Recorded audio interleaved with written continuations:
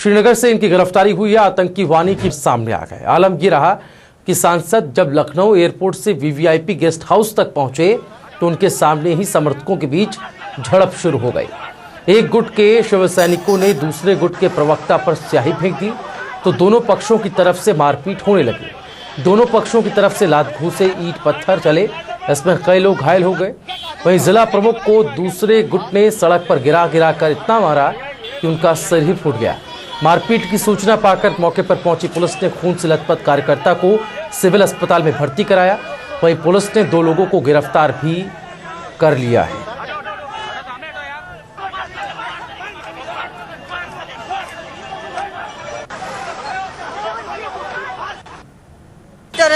उनका हम लोग विरोध कर रहे हैं क्योंकि उन्होंने आज तक यूपी में किसी प्रकार की कोई व्यवस्था और कार्यकर्ताओं से शोषण उन्होंने किया है। इसलिए लखनऊ के शिव सैनिक विनय शुक्ला का बहिष्कार करते हैं और आज के भविष्य में अगर विनय शुक्ला फिर आए तो बाला साहब की स्टाइल में वो मार खाएंगे विनय शुक्ला। हम संजय राउत का तहे दिल से स्वागत करते हैं। हमारे पार्टी सीनियर नेता है, मोस्ट नेता है और हमारे पार्टी प्रवक्ता, इसलिए संजय राउत हमारे लिए सर्वोपरि है। पर विनय शुक्ला उत्तर भारत को हमारे साथ रजनीश पांडे हमारे संवाददाता हमारे साथ ज़्यादा जानकारी के लिए जुड़ गए हैं। रजनीश, क्या हालात थे उस वक्त जब ये मामला पेश आया और इसके पीछे की असल वजह बताई क्या जा रही है?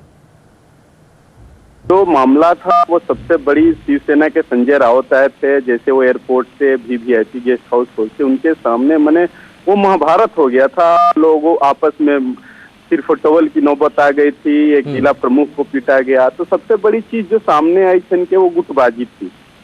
ये पूरा मामला गुटबाजी था और जो स्याही फेंकी गई थी वो उस संजय राउत उस जद में नहीं थे। उस जद में विनय शुक्ला जो शिवसेना के निष्कासित नेता है उन पे टारगेट करके जिला प्रमुख द्वारा फेंका गया था।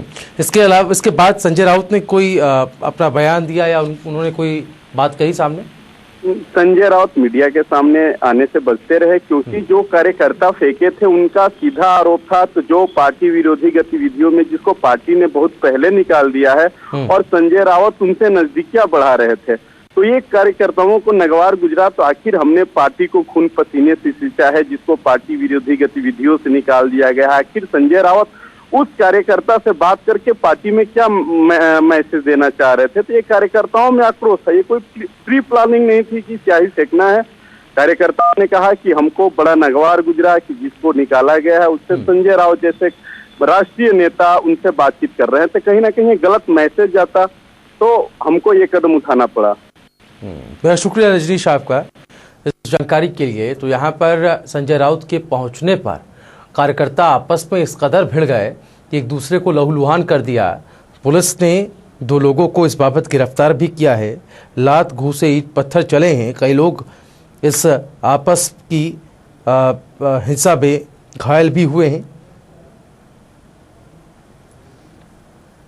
तो शिवसेना के राष्ट्रीय प्रवक्ता और राज्यसभा सांसद संजय राउत लखनऊ पहुंचे। उनके समर्थकों के रार उनके बीच में जो गुटबाजी है वो भी खुलकर सामने आ गई। खबर दिल्ली से।